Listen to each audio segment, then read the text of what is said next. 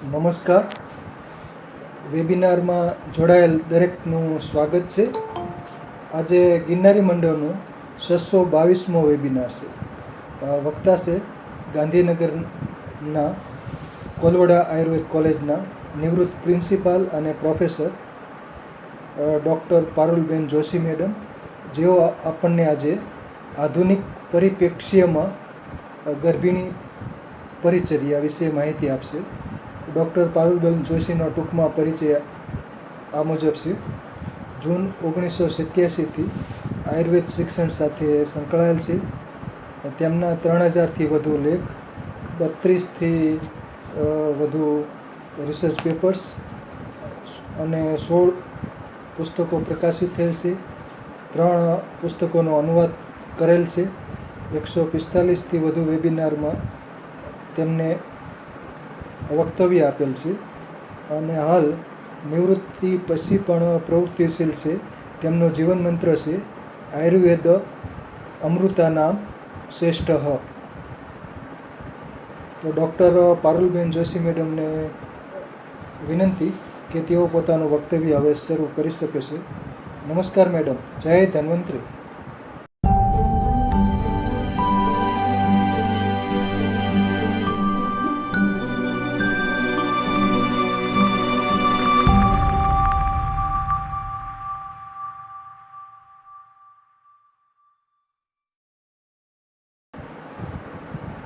નમસ્કાર સર. જય ધન્વંતરી.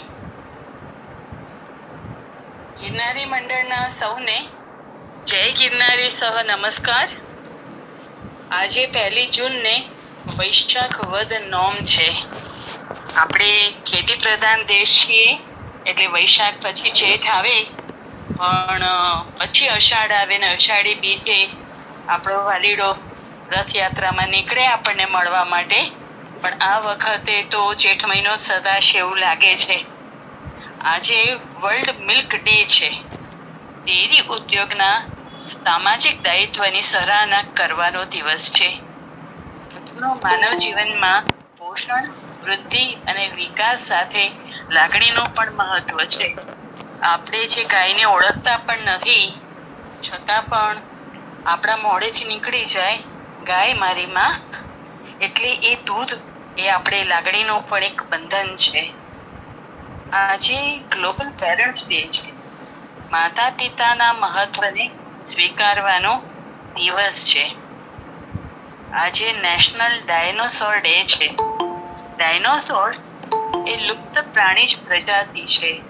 તેને આપણે આજે યાદ કરીએ અને લુપ્ત થવાના કારણોને યાદ કરીને અન્ય કોઈ પ્રજાતિ એના પછીની નષ્ટ ન થાય એનું ધ્યાન રાખવાનું આપણને આજે યાદ અપાવનારો આ દિવસ છે. પેલિયોન્ટોલોજી એટલે કે સ્ટડી ઓફ ફોસિલ્સ. પૃથ્વી પર જીવનના ઇતિહાસનું આ ફોસિલ્સના આધારે આપણે આકલન કરી શકતા હોઈએ છીએ. બીજું એક અગત્યનો આજે દિવસ મનાવાય છે, વર્લ્ડ રીફ અવેરનેસ ડે. આપણો ગુજરાતનો કાંઠો તો આપણને સ્વાભાવિક છે, કારણ કે આપણે ખેડૂત છીએ, એમ આપણે સાગર ખેડૂત પણ છીએ. એટલે આપણે કાંઠાનું બહુ જ મહત્વ છે. એ ફિશ ફાર્મિંગ હોય કે બીજા પણ રીફ જે છે એમાં ખાસ કરીને આપણે જામનગર પાસે પિરોટન ટાપુ જે પરવાળાના બનેલા છે, એ રીફનું શ્રેષ્ઠ ઉદાહરણ છે. શિવ પરિવાર, વિઘ્નહર્તા શ્રી ગણેશ, આંજનેય, કારણ કે આજે શનિવાર છે, આંજનેય અને 11માં રુદ્ર અવતાર હનુમાનજીને યાદ કરીએ અને મહાલક્ષ્મી માને પ્રણામ કરીએ. યા કુંદેન્દુ તુષારહાર ધવલા, યા શુભ્રવસ્ત્રાવૃતા, યા વીણાવરદંડમંડિતકરા, યા શ્વેતપદ્માસના, યા બ્રહ્માચ્યુત શંકર પ્રભૃતિભિ દેવૈ સદા વંદિતા, સા માં પાતુ સરસ્વતી ભગવતી નિશેષ જાડ્યા બાદ. આજે આપણા ગ્રુપમાં સવારના નાસ્તા બાબત ચર્ચા હતી. દેશી ભાષામાં શિરામણ કહીએ. પિત્ત પ્રકોપ કાલ સવારે 8 વાગ્યાથી શરૂ થઈ જાય છે. એટલે અમે જો વમન 8 વાગ્યા પછી આપીએ તો અમને એના સમ્યક યોગના લક્ષણો નથી મળતા. આપણે ત્યાં 7 થી 7:30 ની વચ્ચે કશું ખાવાની એક આદત હતી અને એનું કારણ એ હતું કે પિત્તનો વિદા ન થાય. અને આપણે ગરમ પ્રદેશમાં રહીએ છીએ એટલે આપણે ત્યાં આગળ ભૂખ સમયસર લાગવી એ સામાન્ય બાબત છે. કારણ કે આપણે ત્યાં આગળ એ આબોહવા છે, આપણી એ પ્રકૃતિ છે. એ 5 કલાક પછી એટલે 7 વાગે આપણે જો ચેરાવ્યું હોય તો 5 વાગ્યા પછી એટલે 12 સાડા 12 ની વચ્ચે જો આપણે વ્યવસ્થિત ભોજન લઈએ તો આપણું જઠરાગ્નિનું બળ જળવાય છે. સ્વસ્થ ગર્ભી અને ગર્ભ માટે ત્રિદોષ, અગ્નિ, ઓજ સાથે સાથે ધાતુ અને મળ મૂત્ર સ્વેદ 3 મળ સાથે ઉપધાતુઓ, ધાતુના મળો અને એની સમ રાખવા અને પોતપોતાના ગુણ અને પ્રમાણમાં રહે એ ખૂબ જરૂરી છે. આટલું બધું કેવી રીતે યાદ રહે? એટલે ટૂંકમાં ચરકે કહ્યું કે વાયુ સવળો રહે સગર્ભા માતાને, પિત્ત દાજે નહીં અને કફ વધે નહીં, એનું ધ્યાન રાખવું. એટલે ખોરાક એવો લેવો જેથી જઠરાગ્નિ જળવાયેલો રહે, જેથી જઠર રસધાતુ જે છે એની પ્રશસ્તતા જળવાયેલી રહે. મન વાયુને અધીન છે અને વાયુ મન પર પ્રભાવ ઉત્પન્ન કરે છે. મન બહુ જ ચંચળ છે. માનવ મનની ચંચળતા તો વાયુ કરતા પણ વધારે છે. એટલે સંતાનેચ્છુ માતા જેને સંતાનની કામના કરી છે એ સ્ત્રી, સદ્યો ગૃહિત ગર્ભા સ્ત્રી, વ્યક્ત ગર્ભા સ્ત્રી અથવા પ્રસવ ઉત્સુકા સ્ત્રી, એટલે કે જેને હજી પ્રસવનો વાયુ ઉભર્યો નથી પણ હવે એનો પ્રસવ કાળ નજીક છે, એવી જે સગર્ભા માતા છે, આ દરેક સ્ત્રીએ આટલી વાતને સતત સ્મરણમાં રાખવાની છે. એટલે આ થયો પહેલો પાયાનો સિદ્ધાંત. વૈદિક હોય કે આધુનિક સ્ત્રી, શરીરની સંરચના કે ક્રિયામાં કોઈ ફરક નથી. છતાં આપણે દરેક વાતને આધુનિક પરિપ્રેક્ષ્યમાં શું કામ જોઈએ છીએ? આજનો આપણો વિષય પણ આધુનિક પરિપ્રેક્ષ્યમાં જ છે. વેદો સત્યુગમાં લખાયા ત્યારે પ્રાકૃતિક રીતે જે માનવ સ્વભાવ હતો તેવો જો આજે પણ હોય તો બધા જ આયુર્વેદાચાર્યો કહે છે, જે આજથી 5000 વર્ષ પહેલા લખાયા છે, મધ્યયુગમાં પણ લખાયા છે, તો બધા જ આચાર્યો એમ કહે છે કે એવી વ્યક્તિ રોગ રહિત, તેજસ્વી, ઓજસ્વી, ભાગ્યવાન, લોકમાન્ય એટલે લોક જેને સ્વીકારે એવી, ધનવાન, ઐશ્વર્યવાન, ધન અને ઐશ્વર્ય વસ્તુ જુદી છે, અને દીર્ઘાયુષી હોય છે, તેનો યશ જળવાયેલો રહે છે. આપણી આસપાસ નજર કરીશું, આપણી અનેક વ્યક્તિઓ આપણને મળશે જે સ્વાંત સુખાય પરહિત કરે છે અને પરમાર્થ પામે છે. ન મનુષ્યાત પરમો ધર્મો એ આપણી સંસ્કૃતિ છે. આવી સ્થિતિ દુર્લભ હોવાનું આપણે એટલે માનીએ છીએ કે આપણો જે અભ્યાસ છે, આપણી જે અભ્યાસ પદ્ધતિ છે અને વ્યવસાય છે એ આપણે ભારતેતર રાષ્ટ્રો પાસેથી આયાત કરી પ્રચલિત કર્યા. એટલે શું થયું? 3 થી 4 પેઢી એ બધું સમજવા, કારણ કે એમનાથી આપણે ટેવાયેલા નહોતા. એ જે નવી બાબતો છે એને સમજવા અને સ્વીકારવામાં વીતી ગઈ. હવે એને આપણે સ્વીકાર્યું અને એ આત્મસાત પણ થઈ ગયું. ત્યારે આપણે આ ચર્ચા કરી રહ્યા છીએ અને પ્રકૃતિનું મહત્વ આપણે સમજી ગયા. ત્યારે અત્યારે જે યુવા વયના લોકો છે કે જે લોકો ગર્ભ ધારણ કરી બાળકને જન્મ આપી ઉછેરવાની ઉંમરમાં છે, તેઓ આ ટ્રાન્ઝિટ ફેઝમાં છે. એટલે એ લોકોના મગજમાં એક પ્રશ્નાર્થ રહે કે આ વડીલો કે છે પહેલા આવું કહેતા હતા, એ લોકો પોતે આવું કર્યું નથી અને અમને કેમ આવું કહે છે? કારણ કે અમે જે ભૂલ કરી એ તમે ન કરો, અમે જે સહન કર્યું એ તમે ના કરો. માટે આપણે આ બધી ચર્ચા કરી રહ્યા છીએ.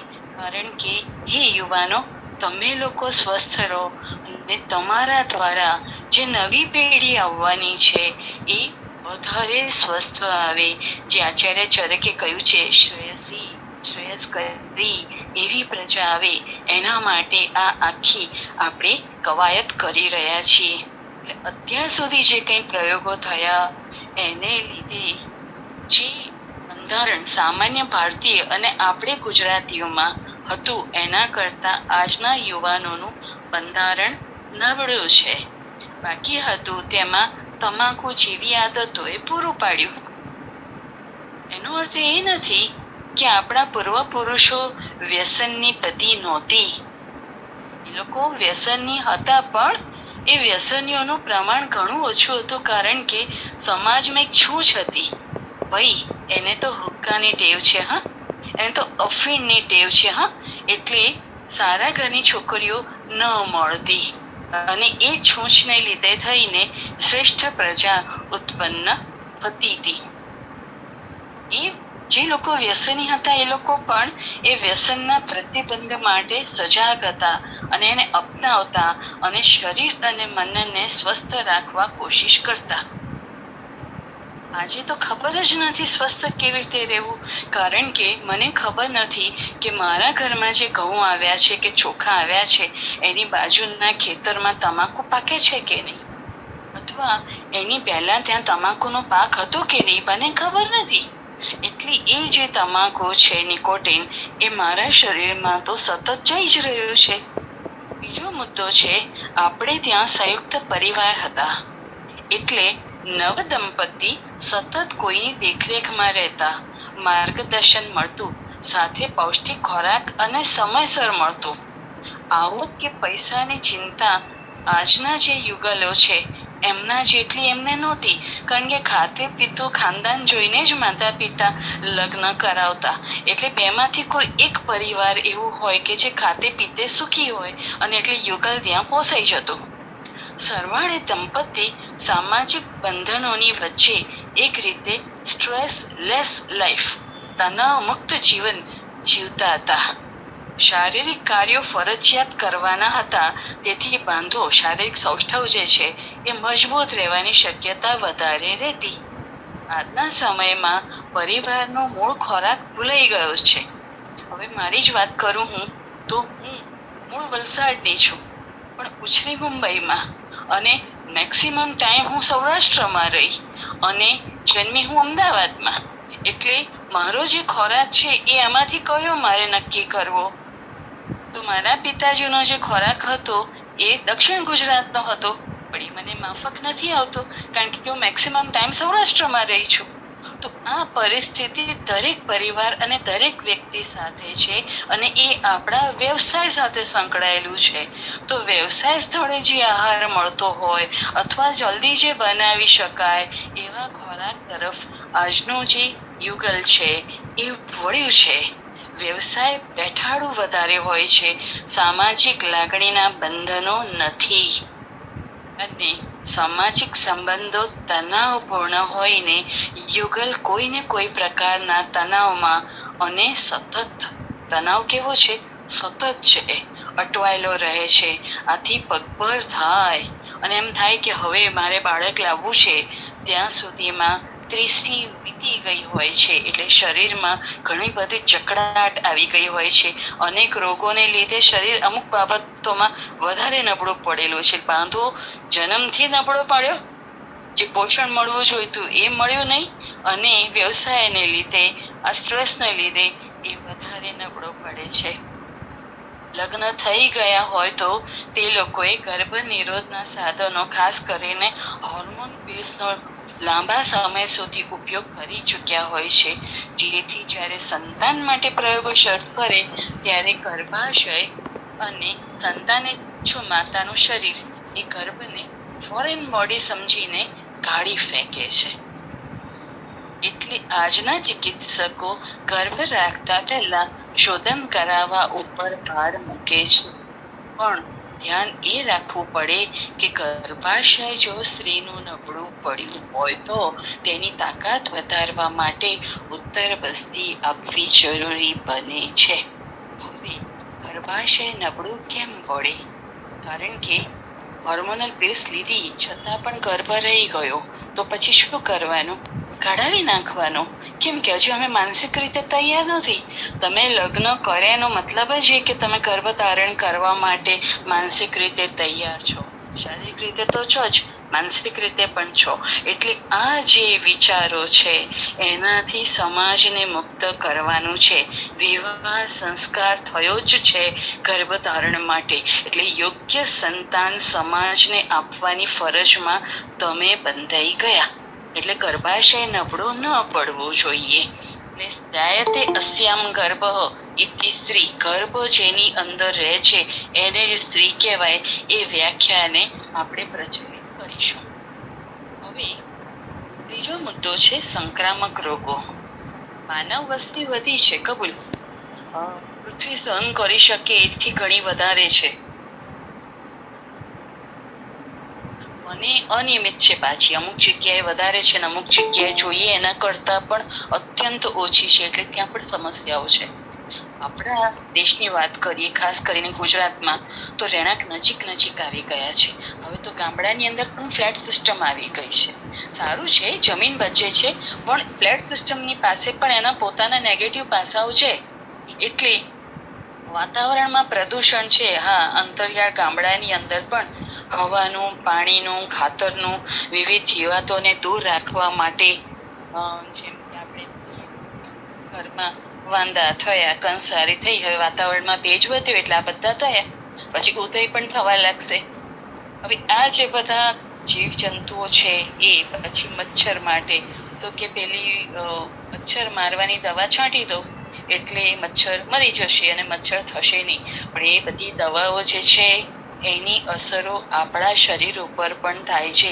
કારણ કે આ બધા ઘાતક રસાયણો છે જે એક જીવની હિંસા કરે છે એ માનવ કોષોની પણ હિંસા કરે છે. એટલે અસર વ્યક્તિના કોષ સ્તર પર આજની તારીખમાં પહોંચી ચૂકી છે. હવે કેવી રીતે ખબર પડે? આપણે જેમ ડાયાબિટીસમાં કેપિટલ છીએ એમ કેન્સર રોગમાં પણ કેપિટલની દિશામાં જઈ રહ્યા છીએ. આપણે બીજા નંબર પર આવી ગયા છે ભારત દેશમાં. તો કેન્સર રોગની વ્યાખ્યા છે કોષોની અનિયંત્રિત અવ્યવસ્થિત વૃદ્ધિ થવી. કોષ સ્તરની વિકૃતિ છે, બરાબર.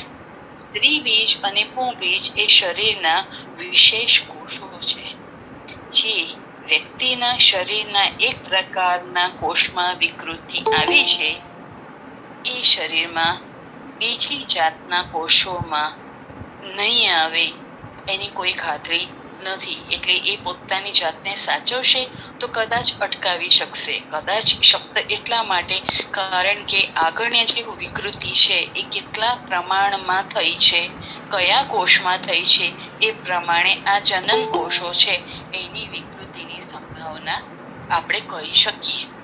હવે જે વિકૃતિની સંભાવના વધી છે તો કેવી રીતે ખબર પડે? તો કે પીસીઓડી એટલે કે ઓવ્યુલેશન સમયસર અને યોગ્ય નથી થતું.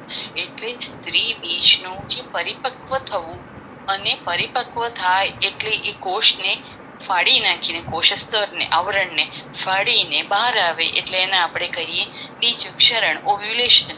હવે ના થાય અને એવું વારંવાર થાય તો પીસીઓડી નામના રોગમાં સ્ત્રી જતી રહે છે. એટલે બીજ જ નહીં હોય તો પ્રાકૃત ગર્ભ રહેવાની સંભાવના ઘટવાની છે. એટલે આ જે કૃત્રિમ રીતે ગર્ભાધાન કરાવવાની જરૂર ઊભી થઈ છે. પ્રાકૃત રીતે ગર્ભાધાન એટલે શું? પતિ પત્ની સંતાન કામનાથી મૈથુન કરે અને ગર્ભ રહે એ શ્રેષ્ઠ સ્થિતિ છે અને પ્રાકૃત સ્થિતિ છે. પણ જ્યારે એ શક્ય નથી બનતું ત્યારે અન્યનું સ્ત્રી બીજ, અન્યનું વીર્યાણુ અથવા અન્યનું ગર્ભાશય અથવા આખો ગર્ભ જ અન્યનો લઈ સ્ત્રીના ગર્ભાશયમાં મુકાય આવી સ્થિતિ આવે છે. આ બધી જ કૃત્રિમ બાબતો છે. આમાં એક કે એકથી વધારે વિધિઓ અપનાવી પડતી હોય છે. એટલે આપને સમજાશે કે કઈ હદે પરિસ્થિતિ આવી ગઈ છે. પ્રાકૃતિક વાતાવરણ જાળવવા જે સ્ત્રીરોગ વિશેષજ્ઞ છે એ ગમે એટલી કોશિશ કરે છતાં પણ આ જે ગર્ભાધાન કરાવેલું છે એ સ્ત્રીને ચેપ ન લાગે, ગર્ભખોળ વગરનો જન્મે, તેના વૃદ્ધિ વિકાસ સમયસર અને યોગ્ય થતા રહે, આ માટે સતત વિવિધ પ્રકારના પરીક્ષણો અને તે પણ વારંવાર કરતા રહેવું પડે છે. આની અસર આજે આપણે પરીક્ષણો કરાવીએ છીએ એની અસર સગર્ભા માતાના મન અને લાગણીમાં વિક્ષેપ કરે જ છે. એટલે પ્રાકૃત ગર્ભિણી પરિચર્યા કરતા આજે કૃત્રિમ રીતે ગર્ભિણી થયેલી છે એ સ્ત્રીની વિશેષ કરીને સાચવવી અને જાળવવી પડતી હોય છે. નાનકડી ભૂલ કે બેકાળજી આખો આપણો જે પ્રોજેક્ટ છે એને નિષ્ફળ કરી નાખે છે. સ્ટ્રેસ એટલે ચિંતા, ભય, ઉત્તેજના, શોક, ઉદ્વેગ એ બધી ઋણ સંવેદનાઓ એટલે નેગેટિવ ઇમોશન્સ છે. એ મન મસ્તિષ્કને એટલા મજબૂતીથી જકડે છે કે બધું નોર્મલ હોવા છતાં વ્યક્તિ સતત આશંકિત રહે અને તેથી અગત્યના જે કરવા જોઈએ એ પાસાઓ ચૂકાઈ જાય છે. જેમ કે ગર્ભ રહેવા માટે ઋતુકાળ એ મહત્વનો સમય છે. હવે ઋતુકાળ છે એના માટે ઋતુમતીના લક્ષણો છે. એ લક્ષણો નું અવલોકન સ્ત્રી પોતે કરીને સમજી શકે છે. પણ આ સ્ટ્રેસ ને લીધે થઈને મને ગર્ભ રહેશે કે નહીં, પ્રેગ્નન્ટ થઈશ કે નહીં, ક્યાં સુધી લોકો મને વાંજણી કહેશે, આ જે સ્ટ્રેસ છે એને લીધે મહિલા થર્મોમીટર પર આધાર રાખે છે અને જેવું ફિટ 1 ડિગ્રી સેન્ટીગ્રેડ ટેમ્પરેચર વધારે આવે એટલે ઈંડું છૂટું પડ્યું છે અને એ જ સમયે પરાણે મૈથુન કરી ગર્ભ ધારણ કરવાની કોશિશ કરે છે. આ વસ્તુ યોગ્ય નથી. હું મારા દરેક દર્દીને પછી એ વંધ્યત્વનો કેસ હોય કે બીજો કોઈ પણ હોય તો એ લોકોને નાડી જોવા પર ભાર આપું છું. એ લોકોને કહું છું આ રીતે નાડી જોવાય, જો તો ક્યાં નાડી દેખાય છે, ધબકારા થાય છે, કેવી રીતના ધબકારા થાય છે, એમ કરીને બધું સમજાવું. એટલે ઘણી વાર મારા સ્ટુડન્ટ એમ કે મેડમ એને ભણાવીને શું કામ છે? તો એનો જવાબ એ છે કે વ્યક્તિ જ્યારે પોતાની નાડી જોશે એટલે પોતાના મન શરીરને ઓળખવાનું શરીર શરૂ કરશે. એને સમજાશે કે મારા મનમાં આ ફેરફારો થાય છે, મારા શરીરમાં ફેરફારો થાય છે, એ પ્રમાણે નાડીમાં ફેરફારો થાય છે. એ જેવું એ સમજશે એટલે આપોઆપ કઈ કઈ બાબતો એને ફાયદાકારક છે અને કઈ કઈ બાબતો એને નુકસાન કરે છે એ એને સમજાવવા લાગશે અને ધીરે ધીરે નુકસાનકારક બાબતમાંથી બહાર આવવા લાગશે. લાંબો સમય માંગી લે છે પણ શરૂઆત ક્યાંક તો કરીએ, કારણ કે જેટલા પણ માત્રામાં થશે એ એને લાભ જ કરવાનું છે. એટલે દરેક સંતાનેચ્છુ સ્ત્રી જે છે પોતાની નાડીની પરીક્ષા કરવાનું શીખી લે અને એ નાડી મેન્ટેન રહે, એક ધારી રહે, એનું ધ્યાન રાખે કે નહીં વધારે પડતું વાયુ હોવો જોઈએ, નહીં પિત્ત હોવો જોઈએ વધારે પડતો, કે નહીં કફ વધારે પડતો હોવો જોઈએ, ધબકારા એક સરખા હોવા જોઈએ, રિધમ મેન્ટેન થવી જોઈએ. આટલું તો કોઈ પણ સ્ત્રી સમજી શકે.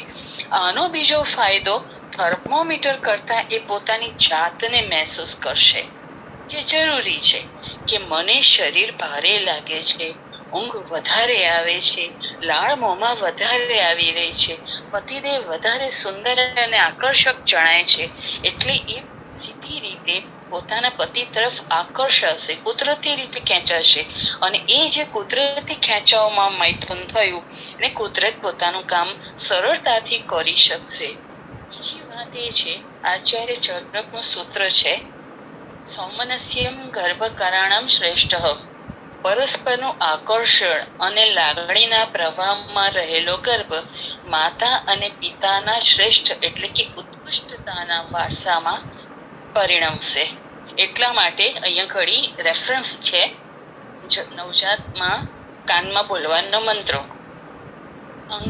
અંગાત સંભવસી હૃદયાત અભિજાયસે આત્મા વૈ પુત્ર નામાસી.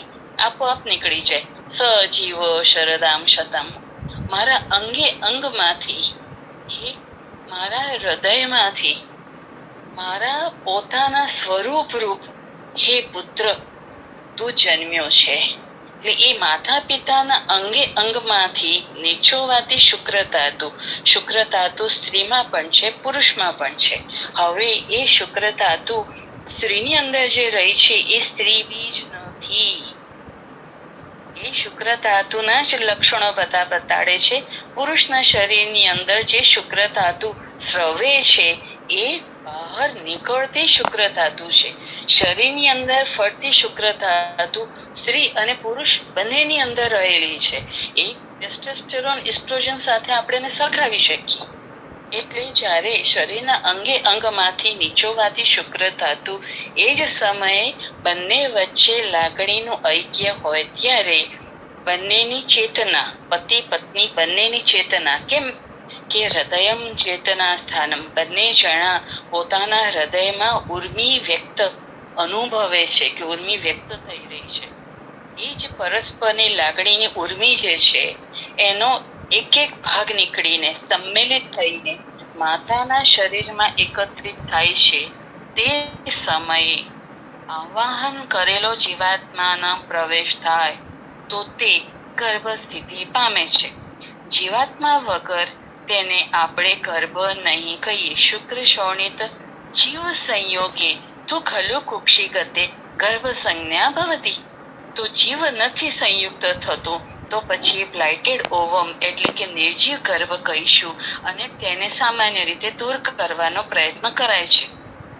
મેં એવું નથી કર્યું.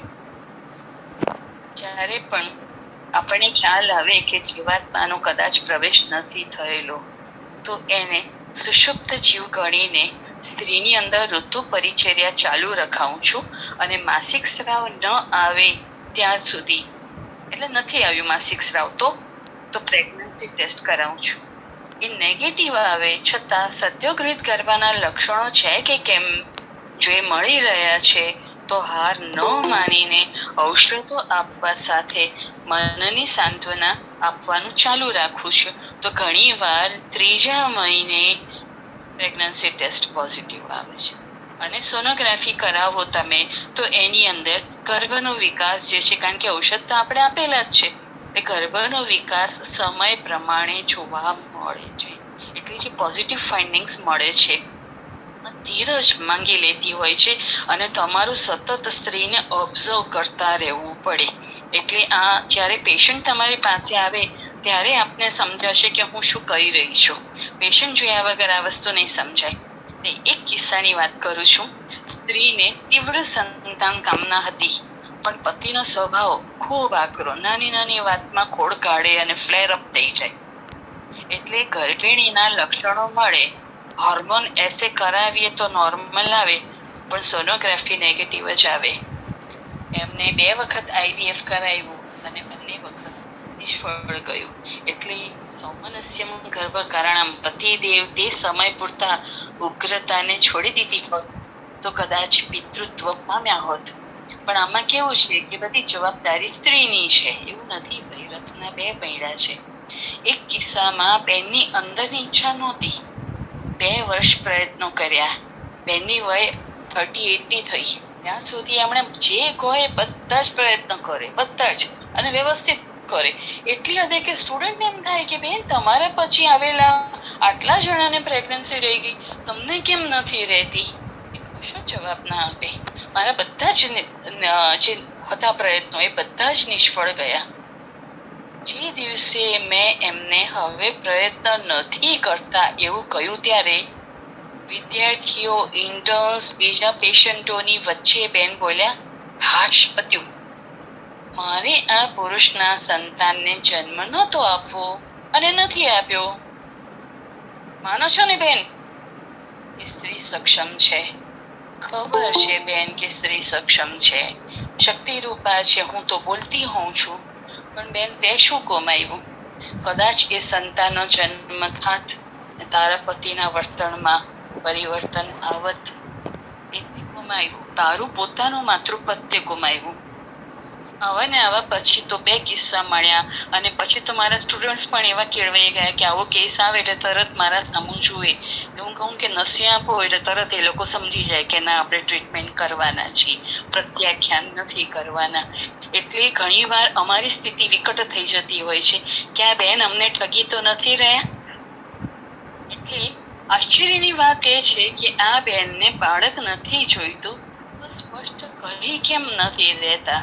પૈસા તો બગડે જ છે, શરીરમાં બિનજરૂરી દવાઓ જાય છે. એ દવાઓ જે છે એ નુકસાન તો કરતી જ હોય છે. જેમ કે આ પેશન્ટોની અંદર ગર્ભધારણી વટી મેં આપેલી હતી, છતાં આ બહેનો મેનોપોઝમાં ગયા.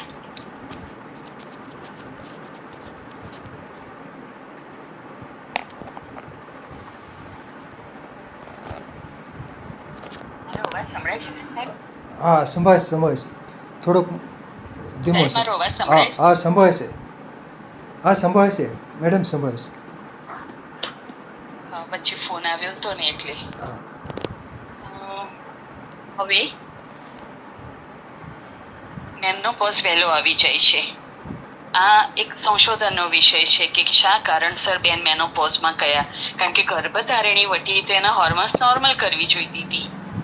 હવે પ્રેગ્નન્સી ટેસ્ટની રીતમાં પણ એક સાવધાની રાખવાની જરૂર છે. આપણે સામાન્ય રીતે યુરિન દ્વારા પ્રેગ્નન્સી છે કે કેમ એ જાણવા પ્રયત્ન કરીએ છીએ. તો એના માટે પ્રેગ્નન્સી કિટ ખરીદતી વખતે એક્સપાયરી ડેટ જોઈને એ બરાબર હોય પછી એ કિટ વાપરવાની રીત બરાબર સમજી લેવી જોઈએ. કારણ કે કિટ દરેક જે કંપની છે એ પોતાને મોનોપોલી રાખવા માટે જુદી જુદી રીતે કિટ વાપરવા કહેતી હોય છે. એટલે તમે તમારી રીતે વાપરો અને એ વાપરવાની રીત ના હોય તો તમને મળતું રિઝલ્ટ ખોટું બની શકે. એટલે ફોલ્સ રિઝલ્ટ કહેવાય એને. એ સાચું રિઝલ્ટ નથી એવું બને અને ખોટું મન પર અસર થાય એની. કિટને ખુલ્લી ન મૂકવી. માસિક ચૂકાઈ જાય પછી એટલે કે ગર્ભ રહ્યો હશે એના 10 દિવસથી વધારે સમય પસાર થાય, માસિક ચૂકાઈ જાય એટલે તો શું થાય કે મહિલાના લોહીની અંદર HCG એટલે કે હ્યુમન કોરિયોનિક ગોનેડોટ્રોફિન જે છે એ અંતઃસ્રાવ જે ગર્ભ અને ગર્ભાશયમાં લાગી ગયો છે, ગર્ભ આવી ગયો છે, ગર્ભાશયમાં લાગી ગયો છે અને અપરા નિર્મિત એટલે કે પ્લેસેન્ટાનું નિર્માણ શરૂ થઈ ગયું છે એવું સૂચવે છે. આ હોર્મોનનું પ્રમાણ ગર્ભ રહ્યો છે અને ઇમ્પ્લાન્ટ થઈ ગયો છે માટે પૂરતા પ્રમાણમાં થઈ ગયું હોય છે. એટલે સદ્યોગૃત ગર્ભાના મૂત્રમાં પૂરતા પ્રમાણમાં આ હોર્મોન સ્રવિત થઈ શકે છે. એટલે આ વસ્તુ ધ્યાનમાં રાખવાની. પછી બીજું શું ધ્યાન રાખવાનું કે આખી રાતમાં મૂત્રાશયની અંદર એકત્રિત થયેલું મૂત્ર જે છે એ સવારે જ્યારે મૂત્ર ત્યાગની ઈચ્છા થાય તે સમયે મૂત્ર ત્યાગ કરતી વખતે આગલી રાત્રે ધોઈને ચોખ્ખું કરી કોરું કરી ઊંધું રાખેલું અથવા તો ઢાંકીને રાખેલું પાત્ર જે છે એને હાથ વગો રાખેલું હોય એ મૂત્ર તરત જ એની અંદર ત્યાગ કરવો અને પાત્રની અંદર જેટલું જરૂર પડે એટલું જ મૂત્ર લેવું. બાકીનું જે છે રૂટીન જે ત્યાગ કરતા હોય એ રીતે ત્યાગ કરી લેવાનું. પછી એને પાત્રને સાઈડ પર મૂકી હાથ બરાબર ધોઈ કોરા કરી લેવાના અને પ્રેગ્નન્સી કિટ જે છે ટેસ્ટની જે કિટ છે એની અંદર જો ડ્રોપર આપ્યું હોય તો તેની મદદથી મૂત્રને લઈ કિટમાં દર્શાવેલ સ્થળે મૂત્રના ટીપા પાડવા. જેટલા કયા હોય એટલા જ પાડવા. જેમ કે કોઈમાં 2 કીધા હોય, કોઈમાં 4 કીધા હોય. હવે કિટની અંદર જો સ્ટ્રીપ આપેલી હોય તો સ્ટ્રીપને તમારી યુરિનની અંદર બોળવાની હોય અને જે છેડો બોળવાનો કીધો હોય એ જ છેડો બોળવાનો. જે પકડવાનો ભાગ છે એને બોળવાનો નહીં, એ ધ્યાન રાખવાનું. બરાબર. હવે જો એની અંદર કીટ ઉપર દર્શાવ્યું હશે કે આ પ્રકારનું ચિહ્ન દેખાય તો ગર્ભધારણા થઈ છે, તો એ દેખાય તો ગર્ભધારણા થઈ છે. ન દેખાય તો નિરાશ ન થતા થોડો ટાઈમ રાહ જોવાનો. થોડા ટાઈમ પછી ઘણીવાર ચિહ્ન દેખાતું હોય છે. નથી દેખાતું તો નો પ્રોબ્લેમ. ગર્ભને નુકસાન ન કરે અને પોતાની જાતને પણ નુકસાન ન કરે એ વસ્તુઓનું ધ્યાન રાખવું. અઠવાડિયું રાહ જોયા પછી ફરી તપાસ કરવી. જો પોઝિટિવ રિઝલ્ટ આવી જાય તો ગર્ભની પરિચર્યા જે આપણે અત્યાર સુધી ઋતુમતી પરિચર્યા કરી હતી એ પછી આગળ સ્ટેપ વાઇઝ આગળ વધવાની. છતાં પોઝિટિવ નથી આવ્યું તો એકાદ દિવસ છોડી ફરીવાર તપાસ કરવી અને એમાં પણ જો સ્પષ્ટ રિઝલ્ટ ન મળે તો પછી તમારે જે સ્ત્રીરોગ વિશેષજ્ઞ છે એ સોનોગ્રાફી તપાસ કરવા કહેશે. આઈવીએફ કે ગિફ્ટના કિસ્સામાં શરૂઆતનો તબક્કો ખૂબ જ મહત્વનો હોય છે. એટલે સામાન્ય રીતે કોઈ પણ સ્ત્રીરોગ વિશેષજ્ઞ છે એ અન્ય દવા જે છે એ લેવાની પરવાનગી નથી આપતા. એવા સંજોગોમાં વૈદ્યો શું કરી શકે? તો ગર્ભિણીના આહાર, એના આચાર, એના વિચાર, એનું માનસિક સંતુલન, એમાં ખાસ કરીને પ્રસન્નતા ટકી રહે એ માટે આપણે ધ્યાન રાખીશું તો આપણે જે વિશેષજ્ઞો છે એમને ફળ મેળવવામાં અત્યંત મદદરૂપ થઈ શકીશું અને સ્વસ્થ, આનંદયુક્ત, શુભ ચિહ્નોયુક્ત સંતાનના જન્મ થવામાં કારણરૂપ બનીશું. એક વાત છે બંનેપથી એટલે એલોપેથી, આયુર્વેદ અને માની લો હોમિયોપેથી છે તો હોમિયોપેથી એ લોકો બધા સાથે મળીને કરી શકે એવી છે. મહર્ષિ હારીતે જે 10મી સદીમાં લખાયેલો ગ્રંથ છે એણે ગર્ભિણી પરિચર્યા થોડી જુદી આપેલી છે. એટલે જે આર્ટિફિશિયલ ગર્ભિણી છે એની અંદર આ પરિચર્યા કરવાથી આપણને ઠોસ પરિણામ મળી શકે છે. મહર્ષિએ શરૂઆત દ્રવ આહારથી કરી છે અને ધીરે ધીરે નક્કર ખોરાકની દિશામાં ગર્ભિણી સ્ત્રીને લઈ ગયા છે. એ ખૂબ જ વૈજ્ઞાનિક છે.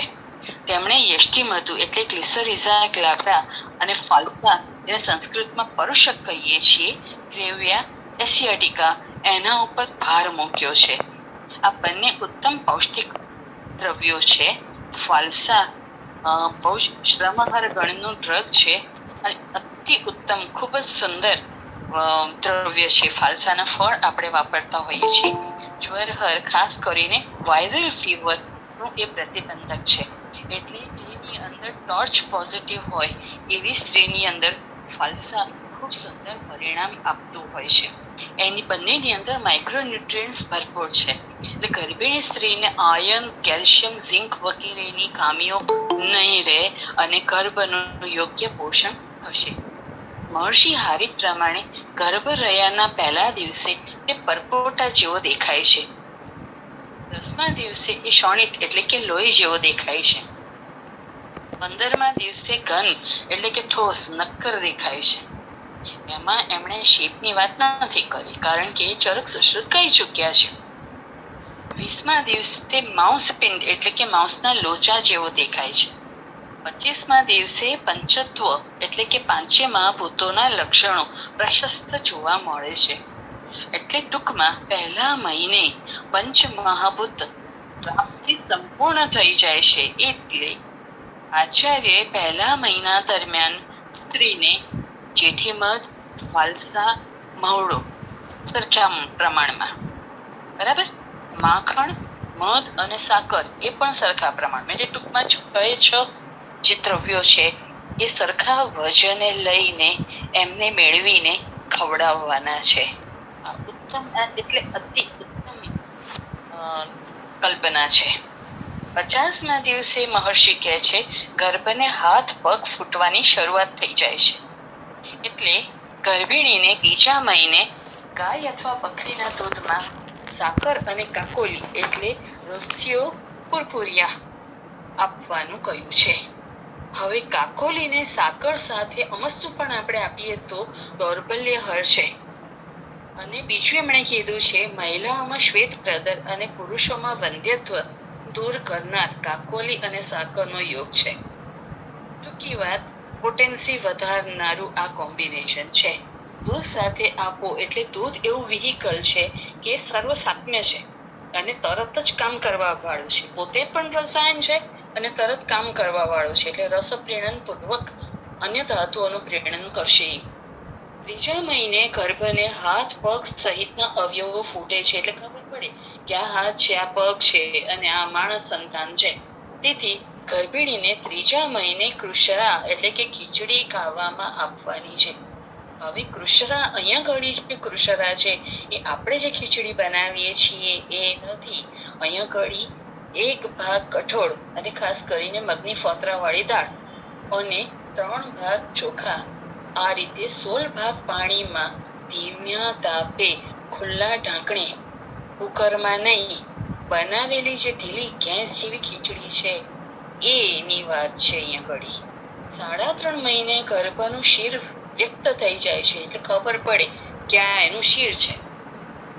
4થા મહિને ગર્ભની ચામડી ઉપર લોમ, જેને આજનું વિજ્ઞાન લેનુગો કહે છે, એ વ્યક્ત થાય છે. આટલે ગર્ભિણી સ્ત્રીને 4થા મહિને સંસ્કૃત ઓદન એટલે કે વઘારેલા ભાત આપવાના છે. આ વઘાર ઘીમાં કરવાનો અને જીરું વાપરવાનું છે.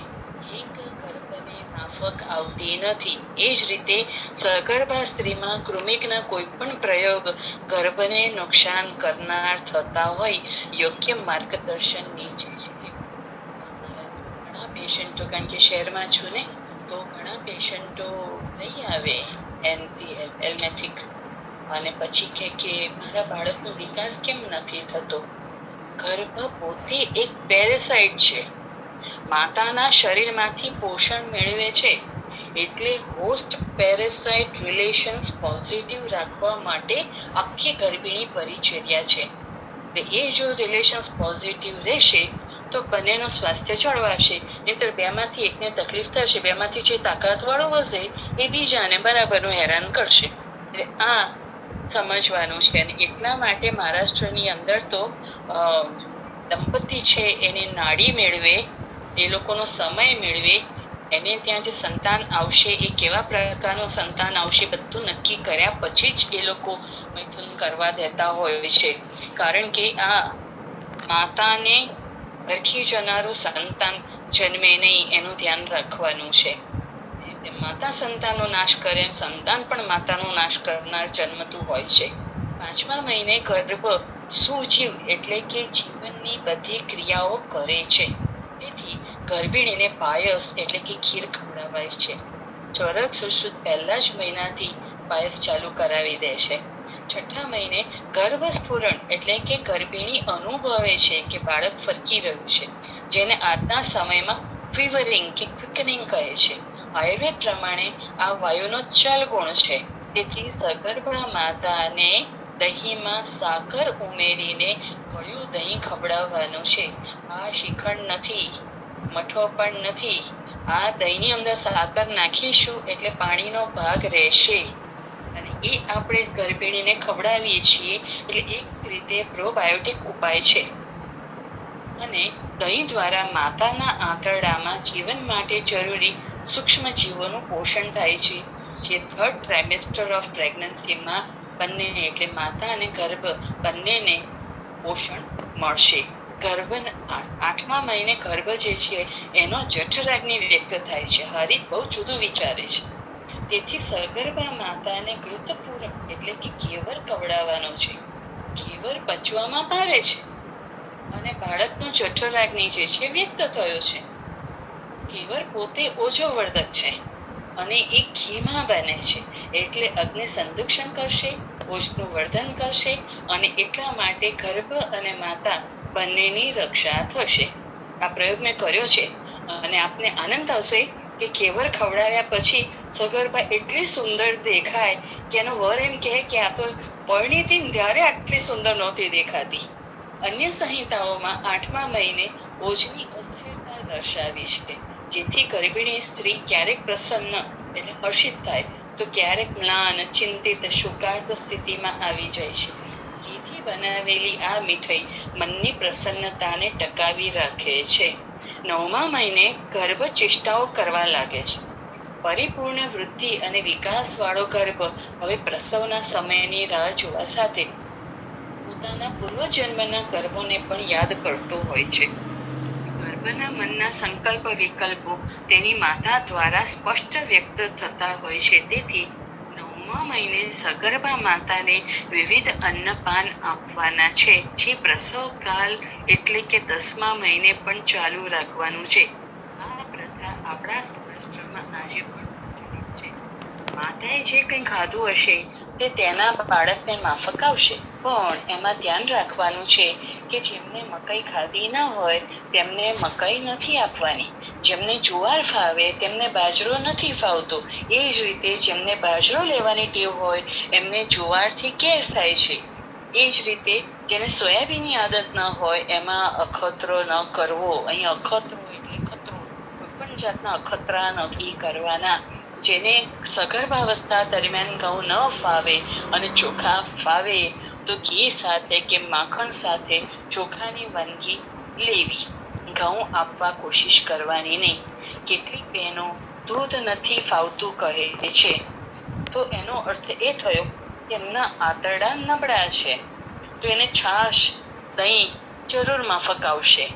ને ઘણી બહેનોને દૂધઘરની કોઈ પણ વસ્તુ ન લેવાની આદત હોય છે, ત્યારે કટકે કટકે તપાસી લેવું કે એને કઈ વસ્તુ માફક આવે છે. કારણ કે વેગાન બનવાની ફેશન છે ને, એટલે વેગાન આપણે હતા નહીં, છીએ નહીં અને થઈ શકવાના નથી. દૂધ ઘીના તો આપણા કોઠા છે, એ દૂધ ઘી ખાવાના જ છે. અને હવે તો કાર્ડિયક સર્જન્સ પણ કહે છે કે ભાઈ ઘી ખાઓ, પણ એમ નહીં કે ઘી તમે પીઓ. મારા એક ગુરુજી એવું કહેતા કે ઘી અને તેલ પીવાની આપણે ત્યાં ટેવ હતી, અને એટલા માટે સાપ કરડે તો પણ આપણે ડરતા નહોતા.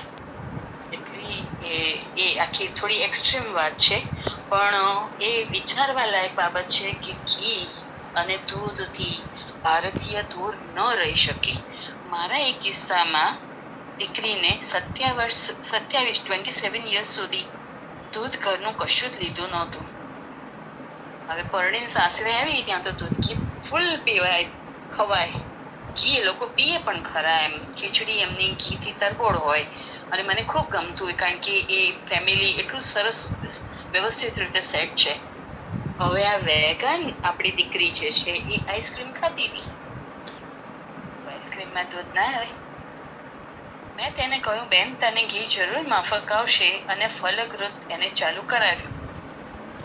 પ્રસવ દરમિયાન પણ નોર્મલ ડિલિવરી થઈ, પ્રસવ દરમિયાન પણ ઘી ચાલુ રખાયું હતું ફલગ્રુત, અને ધવડાવે છે બચ્ચાને તો પણ ઘી ચાલુ રખાવડાવ્યું છે.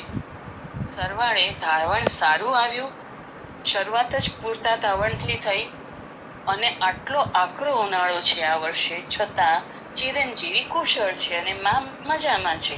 એટલે આપણે આ વસ્તુ નોંધવાની છે કે દૂધ ઘરની વસ્તુઓ આપણે સગર્ભાને આપવાની છે. જેથી મધ અદ્ભુત વનસ્પતિ છે, તે છડદી નિગ્રહ છે અને વમનો પગ પણ છે.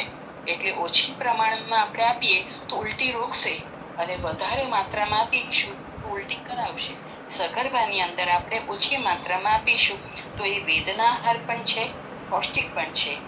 મહર્ષિ સુશ્રુતે દિનચર્યામાં એટલું બધું વાપર્યું છે. પ્રથમ 3 મહિનામાં સ્ત્રીના શરીરમાં સુષુપ્ત રહેલા સંક્રમણો, જે પતિ તરફથી, વાતાવરણમાંથી કે પૂર્વે થયેલા રોગોને લીધે, અથવા આગળની પ્રેગ્નન્સી દરમિયાન જે કંઈ પણ થયું હોય એના શરીરમાં, એ બધાને લીધે થઈને એ ફર્સ્ટ ટ્રાઇમેસ્ટર જે છે એની અંદર છે. માતાનું શરીર નવ આગંતુકને સ્વીકારે અને એનો વિકાસ થવા દે, એ માટે માતાનું પચન જળવાય, વાયુનું અનુલોમન થાય, એટલે કે વાયુ સવળો રહે, રસ ધાતુ પ્રશસ્તતા જળવાય, એ ખૂબ જરૂરી છે. હેબિચ્યુઅલ એબોર્શનના કિસ્સાઓમાં અને કૃત્રિમ ગર્ભધારણાના કિસ્સાઓમાં મીઠા દાડમ, એટલે કોઈને કહેવાનું કે ચાખીને આપજો એમને, દાડમ મીઠું હોવું જોઈએ. અને આપ નોંધ્યું હશે તો ચોમાસા પહેલા અને ચોમાસા પછી આવનારું ફળ એટલે મીઠા દાડમ. પ્રકૃતિનો આ સંદેશ આપણે સમજવો ખૂબ જરૂરી છે. તારોળી સાકર સાથે, શેરડીનો રસ, દાંત સારા હોય તો શેરડી ચૂસીને લે, સીઝન હોય તો ફાલસા ચાવીને લે, અને શિયાળાની સીઝન હોય તો અંજીરને દૂધમાં ઉકાળીને, અથવા જો ચાવીને લેતી હોય તો ચાવીને, પણ દૂધમાં ઉકાળીને લે, અંદર સાકર મેળવીને લે તો એની અસર જલ્દી થાય. જીવ, જેને જીયા પોતા આપણે કહીએ છીએ, એના બી અદ્ભુત ઔષધ છે. એટલે જીયા પોતા મારે ત્યાં તો જંગલની જેમ થયું છે, તો હું એને થવા દઉં છું, કારણ કે એ એક આશીર્વાદ છે ઈશ્વરના. અને એ જીયા પોતાના બી મેં જેમાં જેમાં આપ્યા છે, એ લોકોને હેબિચ્યુઅલ એબોર્શનની હિસ્ટ્રી હોય ને બીજું કશું જ ન લઈ શકે, ઉલટી ઉબકા એટલા થતા હોય, ભૂખ ન લાગતી હોય, એ સ્ત્રીની અંદર જીયા પોતાના બી તમે આપો, એટલે ઉપરનો શેલ કાઢી નાખીને અંદરના બી, અમારે ત્યાં તો અહીં ઘડી એ લોકો એ રીતે જ આપતા હોય છે, ખોલીને આપતા હોય છે. એટલે એ બી જે છે એ ગળી જવાના, અથવા તો પાવડર કરીને, હું પાવડર કરીને નહોતી આપતી, ગળીને જ લેવાનું કહેતી હતી. નાના છે બેનો ગળી જતી હતી. પણ કેટલીક સ્ત્રીઓમાં એવું થયું કે બી ન મળે. અમારે લલ્લુ વ્રજલાલ ગાંધી છે અને ત્યાં બી ન પહોંચ્યા હોય તો પછી એને કહું કે તું બેન આ જગ્યાએ જળ છે ત્યાં આગળ જઈ એના પાન લઈ એનો રસ દૂધની સાથે મેળવીને પીવાનું ચાલુ રાખતો, એનાથી પણ રિઝલ્ટ મળ્યા છે. શિવલિંગીના બી મયુરપિચ્છ ભસ્મ સાથે પ્રયોગ કરે છે પુત્ર સંતાન માટે, પણ જેને પુત્રી સંતાન હોય જોઈતું હોય શું કરે? તો ભગલિંગીના બી વાપરવા, ભૂલ ન કરવી. જો પુત્રી સંતાન જોઈએ છે તો ભગલિંગીના બી વાપરવા. બીજું, દરેક યુગલે જેમને સંતાનની કામના છે તેઓ દુર્વાને સાકર સાથે પીસીને દૂધ સાથે શ્રદ્ધાપૂર્વક દિવસમાં એક વખત મિનિમમ લે, 2 વાર લે તો વધારે સારું. સગર્ભા માતા અન્ય ઔષધો સાથે દુર્વા લે મળે છે. એના સંતાનની યુરોજેનેટલ સિસ્ટમની કોઈ જ શિકાયત નહીં રહે. એક શબ્દ જે ઓછો જાણીતો છે તે છે ગર્ભ ક્ષમા. અષ્ટાંગ સંગ્રહકાર કહે છે ગર્ભ ધારણ યોગ્ય સ્ત્રી. ગર્ભ ક્ષમા એટલે કોણ? તો કે ગર્ભ ધારણ યોગ્ય સ્ત્રી. દરેક સ્ત્રી ગર્ભ ધારણ માટે સક્ષમ નથી હોતી, એ વાસ્તવિકતા છે. એટલે જેને સંતાન જોઈએ છે એવો પુરુષ લગ્ન કરતા પૂર્વે એ સ્વીકારી લે અને એ પ્રમાણે પાત્રનું ચયન કરે તો ઘણી સમસ્યાઓ આપોઆપ દૂર થઈ જશે. ગર્ભિણી સ્ત્રી અવ્યક્તા, બરાબર? તો એ ગર્ભ માતૃ શબ્દ છે.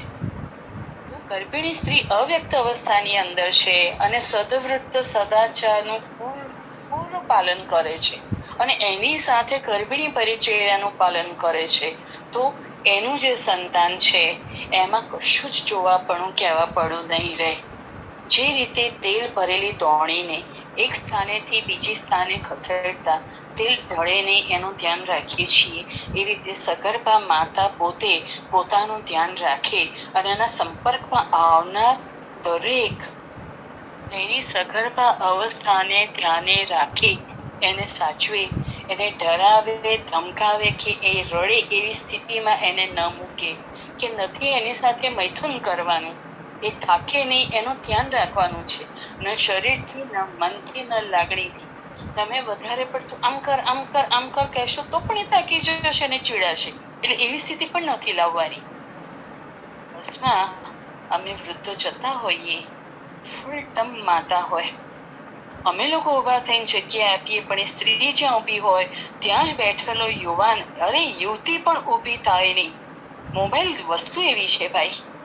એટલે એ યુવાનો યુવતીઓ સગર્ભા સ્ત્રીની બાજુમાં જ બેઠેલા હોવા છતાંય એને જગ્યા ના આપી, એ તો સમજ્યા ચલો એટલી માનવતા ઓછી છે. પણ એ સ્ત્રીના પેટ ઉપર વારે વારે ધક્કો મારે ત્યારે શું કહેવાનું? એટલે સંસ્કારનો આ દુકાળ આપણા ભારત દેશમાં ન હોવો જોઈએ અને આપણે એને નહીં ચલાવી લઈએ. ઓળખી થતી હોઉં છું અને હું તો મારા વિદ્યાર્થીઓને, મારા પેશન્ટોને, મારા સંપર્કમાં આવનાર દરેકને કહું છું કે તો કડવું ઓસડ પીવડાવવું પડશે. આ એક જ એવું પ્રાણી છે પૃથ્વી ઉપર કે જે કડવું ઓસડ પીવડાવવાની તાકાત રાખતી હોય છે. મારો વિષય, મારું કામ મને ફરજ પાડે છે કડવા થવાની, અને હું કડવી થતી હોઉં છું. ઘણી વાર લોકોને ખોટું લાગી જાય, જ્યારે સમજાય ત્યારે પછી માફી માંગે, પણ મને એનો કોઈ ફેર પડતો હોતો નથી. એટલે આપણે કહેતા રહીશું, બોલતા રહીશું, ટૂંકતા રહીશું, તો ક્યારેક એ લોકો આપણને જોઈને વ્યવસ્થિત, કેટલા ટાઈમ પૂરતું તો વ્યવસ્થિત વર્તન કરશે, પછી ધીરે ધીરે એમને આદત પડશે, નહીં વર્તીને આપણું અપમાન કરશે. તો એથી આપણે એ અસંસ્કાર તો નહીં જ ચલાવી રહીએ. 2 જીવ સોતી સાથે 2 જીવ વાળી છે, તો આ અસંસ્કાર નહીં જ ચાલે. કેમ ભાઈ આ વાત ઉપર આટલું બધું લાંબુ ખેંચ્યું? પુરુષાભિઘાતૈઃ ગર્ભિણ્યા યો યો ભાગઃ પ્રપીડ્યતે સ સ ભાગઃ શિશોઃ તસ્ય ગર્ભસ્થસ્ય પ્રપીડ્યતે. ગર્ભ સંસ્કાર કરી રાખો, તમે કરી રાખો. મહર્ષિ સુશ્રુત કહે છે કે આ સગર્ભા માતાનું કોઈ પણ અંગ અવયવ કે એનું મન પણ અભિઘાત પામે છે તો ગર્ભસ્થ શિશુનો તે અંગ અવયવ અથવા મન ક્ષુબ્ધ થશે. આજે જન્મતા 100 જીવિત બાળકમાં 20 બાળકો કોઈને કોઈ ખોડ લઈને જન્મે છે એવું શોધપત્રો કહે છે. આવનારા વર્ષોમાં આ સંખ્યા ક્યાં જઈને ઊભી રહેશે? દેશમાં દિવ્યાંગોની સંખ્યા વધશે અને આપણે ક્યાં જઈને ઊભા રહીશું એ કલ્પના કરવી રહી. મને દિવ્યાંગો માટે અનુકંપા છે, એમને વધારે ધ્યાન આપવું જોઈએ, માનું છું અને કરું પણ છું. પણ એક સ્વસ્થ બાળક જે કરી શકશે એ દિવ્યાંગ સ્વતંત્ર રીતે નહીં જ કરી શકે. એક અન્ય વ્યક્તિ એની પાછળ સતત રોકાયેલી રહેશે, જે આજના સમયમાં આપણા દેશને કે આપણા કોઈના પણ પરિવારને પોસાય એમ નથી. સ્ત્રી એ ગર્ભના વૃદ્ધિ વિકાસ જીવન માટે અત્યંત મહત્વની છે. માતા ચ ગર્ભ પ્રધાનમ કારણમ येन आसेकात् प्रकृति प्रसव पर्यन्तं मातुरेव गुणदोष अनुविदधाति गर्भः. મહર્ષિ ચરક શારીસ્થાન 3:3 પર ચક્રપાણી દત્ત આ વસ્તુની સ્પષ્ટતા કરે છે કે ગર્ભ જે છે એ માતા ઉપર અવલંબિત છે. પ્રસવ પર્યંત ગર્ભિણીએ શું ન કરવું? ન જ કરવું. ન કરવું અને ન જ કરવું બંને વસ્તુ ધ્યાનમાં રાખવાની છે. શું? મહર્ષિ ચરક સૂત્ર સ્થાન 17 કહે છે, વ્યાયામ, અનશન, ચિંતા, વૃક્ષ, અલ્પ પ્રમિત અશનમ. બધું ફેશન ચાલે છે. સગર્ભા સ્ત્રીને યોગા કરાવે છે, યોગા કરાવે છે, એરોબિક્સ કરાવે છે. 3rd ટ્રાઇમેસ્ટરમાં aerobics. તમને ખબર છે કે પ્રેગ્નન્સીમાં આટલું વજન ઉચકીને અંદર પાણી છે અને તમે એરોબિક્સ કરાવો તો ગર્ભ કેવું ક્ષુબ્ધ થઈ જાય? નથી સમજતા. અનશન, તમારી ફિગર, તમારું વેટ જરા વધારે પડતું વધી ગયું છે, ખાવાનું ઓછું કરો. અનશન. ચિંતા, તમારું વજન વધી ગયું છે, ચિંતા આપી. વૃક્ષ, અલ્પ પ્રમિત અશનમ. ખોરાક કેવો લે છે? લોકો ઓછા પ્રમાણમાં. પ્રમિત, વાત આર્તપ એનું સેવન કરે છે. પ્રવાત, એસીની હવા આવતી હોય ત્યાં બેસે, સીધો પવન આવતો હોય એવા પંખા નીચે બેસે. તડકામાં સનબાથ લેવાનો, કારણ કે વિટામિન ડી મળશે તો તમારા બાળકનું છે એ બોન્સ છે એ હેલ્ધી થશે. વિટામિન ડી ક્યારે બને ક્યારે પહોંચે? તમારો ખોરાક જ મુખ્ય છે. ભયમ શોકો વૃક્ષપાનમ પ્રજાગરઃ. ડર, શોક, રૂખું પાણી એકલું, અને તે પણ પાછું ઉકાળીને આપેલું પાણી, એટલે કેવું પાછું લ્યુકવોર્મ વોટર પીવાનું. ગર્ભિણીને ના અપાય. પ્રજાગર, રાત્રે જાગવાનું નથી, દિવસે સુવાનું નથી. કફ શોણિત શુક્રાણામ મલાનામ ચ અતિવર્તનમ. કફ કાઢવો, રક્ત વિસ્રાવણ કરાવવું. પ્રેગ્નન્સીમાં બ્લડ લેટિંગ નથી કરાવવાનું, એને વિરેચક ઔષધો નથી આપવાના. છતાં તમે ગરમાળો આપો તો ગરમાળો જે છે એ એના શરીરની અંદર રસાયણ કર્મ કરશે અને વાયુને વધવા નહીં દે. એટલે ગરમાળો જે છે એ તમે આપી શકો. એ ગર્ભનું રક્ષા કરનારું ગરમાળાની શીંગની વાત છે. આપણે જે સિક્કા હોય એને પાણી પલાળીને પીવાની આદત વાળા, તે એ કરવા જેવું છે. આ બધું કેમ કરવાનું?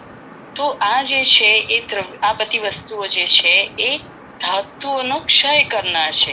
કાલો ભૂત ઉપઘાતશ્ચ જ્ઞાતવ્યા ક્ષય હેતવઃ. કોનું? દોષ, ધાતુ અને મળ ત્રણેયનો ક્ષય કરનાર છે. તો એની ચિકિત્સા શું? માની લઉં કરીને બેન પહોંચ્યા આપણી પાસે, તો શું કરવાનું? તો રસાયણ, કંઈક પણ જાતનું રસાયણ કરવાનું. તો એકદમ સરળ હાથ વગું રસાયણ શું છે?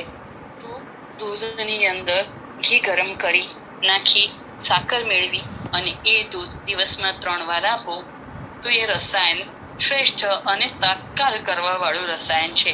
રસસ્ય સમ્યક અયનમ રસાયનમ. રસ ઉપર વધારે ભાર આપવો જરૂરી છે. ગર્ભિણી સ્ત્રીની અંદર રસજમ પુરુષમ વિદ્યાત રસમ રક્ષેત પ્રયત્નતઃ અન્નાત પાનાચ મતિમાન આચારાચ અપી અતંદ્રિત. મહર્ષિ સુશ્રુત કહે છે કે પુરુષ જે છે એ રસમાંથી ઉત્પન્ન થયેલો છે. એટલા માટે પ્રયત્નપૂર્વક રસ એટલે રસ ધાતુની રક્ષા કરો. કેવી રીતે કરશો? તો તમારા ખોરાક દ્વારા અન્નાથ પાનાથ જે કંઈ પીઓ છો એ. મેં ના કીધું કે એકલું પાણી, તે પણ ઉકાળેલું પાણી સગર્ભાને પીવડાવે, એ ધંધા નથી કરવાના. એટલે પાન તમે શું આપો છો એ જોવાનું. મતિમાન બુદ્ધિશાળી જે હશે એ આચાર પણ એવા કરે છે, જેમ કે ચિંતા, ભય, શોક, આતપ સેવન, આ બધું જે છે એ આચારમાં આવે છે. તો એ નથી કરવાનું. કેવું રહેવાનું છે? પ્રસન્નમાં રહેવાનું છે. અતંદ્રિત, જરાક પણ એમાં ચૂક નહીં થવી જોઈએ. તો ત્વચાનું જે છે આચાર્ય વિશેષ મહત્વ બતાડ્યું છે. અને શું કીધું છે? ધાતઃ રક્તાદય ત્વચ. એટલે લેપન, અભ્યંગ, સૌંદર્ય પ્રસાધનો સગર્ભા સ્ત્રીએ નથી વાપરવાના. કારણ કે બાળકની ચામડી અથવા જે અવયવના પ્રસાધન વાપર્યા હોય, જેમ કે લિપસ્ટિક વાપરી હોય તો હોઠ કાળા આવે, આઈબ્રો કરાવ કરી હોય તો આંખમાં વિકૃતિ આવે, દ્રષ્ટિ દોષ પણ આવે, એટલે કે આંખ જોવાની ક્ષમતા ન હોય. મારી પાસે અનેક એવા નવજાત બાળકો, એટલે કે જેને 1.5 મહિનો પણ પૂરો નથી થયો, અમુક તો 1 મહિનો પણ પૂરા નહીં થયેલા વાસાના બાળકો આવ્યા છે. માતા બ્યુટી પાર્લરમાં જતી હોય અને સુધિકા માતા પણ બ્યુટી પાર્લર માંથી આવી હોય આપણી પાસે. અરે વૈદ્યને બતાડવામાં શું બ્યુટી પાર્લર કરવાનું છે બેન? વિવિધ ટ્રીટમેન્ટ કરાવે. બાળકોની અંદર સોરિયાસિસ જોવા મળે. આ જે સોરિયાસિસ વાળું બાળક છે, ભવિષ્ય શું, એની લાઈફ શું? અને તમને તમારા સૌંદર્યની ચિંતા છે, તો શું બાળકને એના સૌંદર્યની ચિંતા નહીં હોય? તમે તો એને કુરૂપ બનાવી દીધું છે. માતુઃ ચ આહાર રસજૈઃ ક્રમાત કુક્ષૌ વિવર્ધતે ગર્ભઃ. માતાના આહારના રસમાંથી માતાના ઉદરની અંદર ક્રમશઃ ગર્ભનો વિકાસ થાય છે. માતા જો આટલું ધ્યાન રાખે તો સ્મોલ ફોર ડેડ ચાઇલ્ડ, માલ નરિશ ચાઇલ્ડ, અંડર નરિશ ચાઇલ્ડ, લો બર્થ વેટ ચાઇલ્ડ, પ્રીટર્મ બર્થ, આ સમસ્યાઓ સાંભળવા જ નહીં મળે. એને આપણે અટકાવી શકીશું. આ મંથન શું કામ કરી રહ્યા છે? એ વખતે આચાર્ય ચરકે પણ કર્યું હતું. તસ્માદ અહિતાન આહાર વિહારાન પ્રજા સંપદમ ઈચ્છંતી સ્ત્રી વિશેષેણ વર્જયેત. અહિતકર જે કંઈ આહાર વિહાર છે એ પોતાની સ્વસ્થ સંપત્તિ, એટલે કે બધી જ પ્રકારની શ્રેષ્ઠતાયુક્ત સંતાન જે સ્ત્રી છે એ વિશેષ કરીને અહિતકારક આહાર વિહાર, આચાર વિચાર બધાને એ છોડી દે.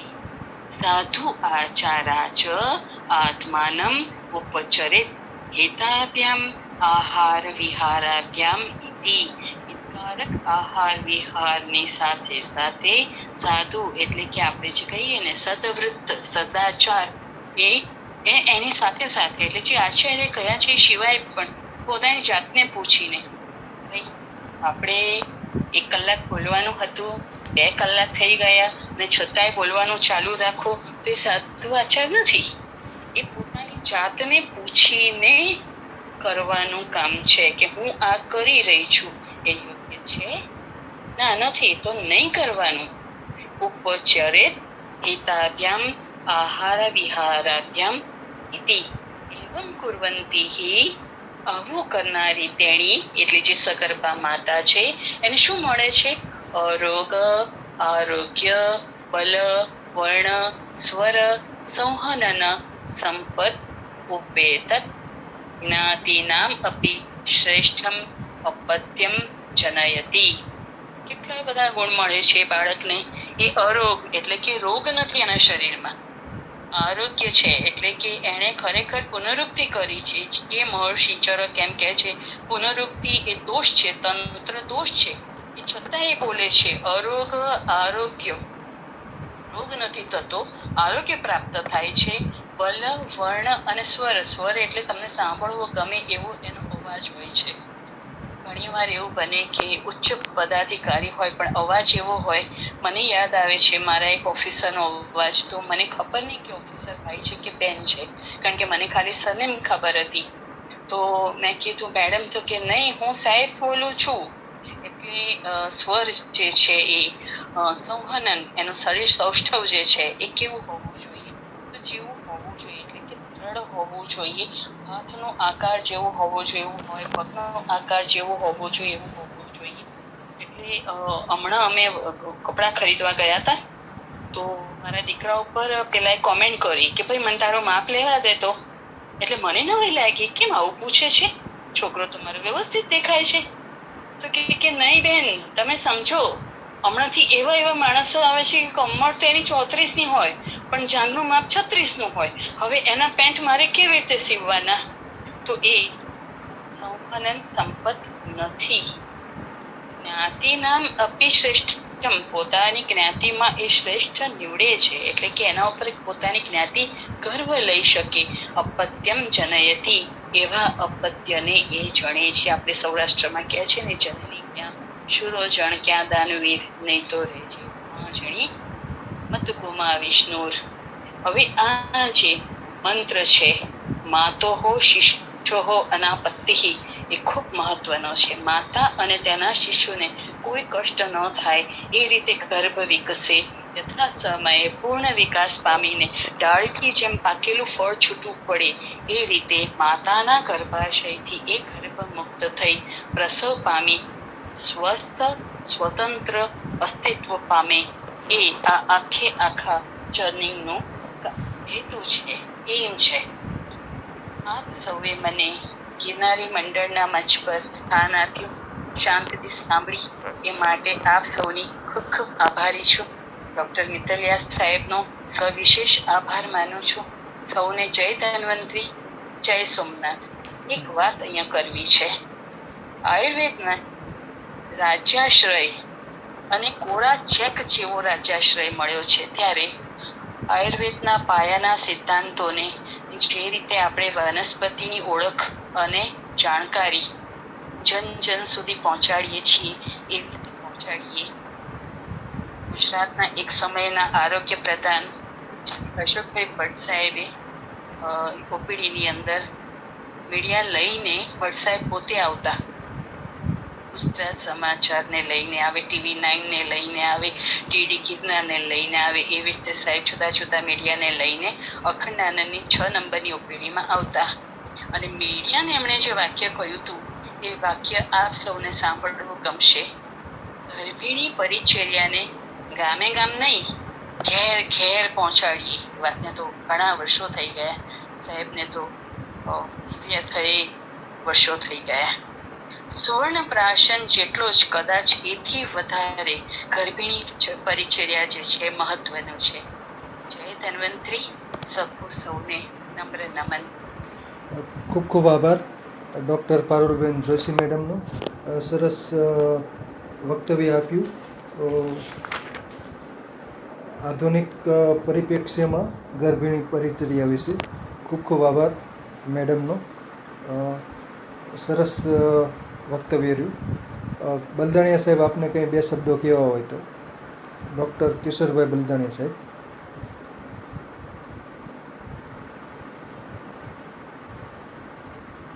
બોલો બલદાણિયા સાહેબ. બલદાણિયા સાહેબ, બલદાણિયા સાહેબનો અવાજ નથી આવતો. ખાંટ સાહેબ બોલો.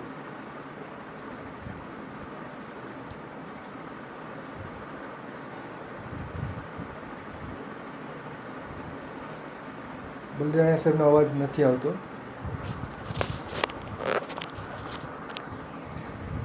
ખૂબ ખૂબ આભાર મેડમ, સરસ રહ્યું વક્તવ્ય. આભાર. જય ધન્વંતરી. જય ધન્વંતરી સાહેબ. જય ધન્વંતરી.